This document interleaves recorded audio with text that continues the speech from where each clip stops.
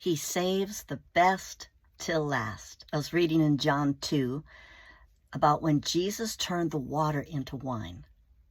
And so here's this wedding, and they serve their best wine. And typically you serve the best wine and you bring out the less expensive wines at the end. But Jesus had them fill up these jugs with water, and then the master tasted it, and the wine was the best that they've ever had. And my point being that Jesus saves the best till last. So I don't know what you're going through. I don't know what season you're in. I don't know what you've come out of. But think about Joseph, right? Joseph went through such a horrific season, 13 years, I believe, of just, one thing happening after the other. But there was a time when that diluted water in his life suddenly turned into wine, so to speak. It was the same concept of he makes our latter days better than what they were before. And they believed.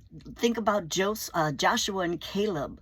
They were given their inheritance, their land that was flowing with milk and honey. And Caleb, there's a verse in there that says, when God gave me a promise when I was in my 40s, and I'm now 85, and I'm crossing over into the promised land that he said I would have, and I am just as strong and vigorous as I was when I spied the land.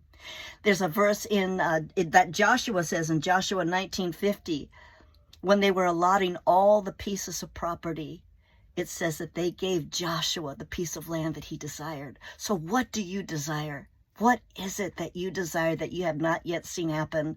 Your water is still sitting there and it hasn't turned to wine yet. God says, I save the best till last. He did it then, and he can do it now in your life, just as he did in the lives of those he loved long ago. Just my thoughts from Barbie's Corner of the World.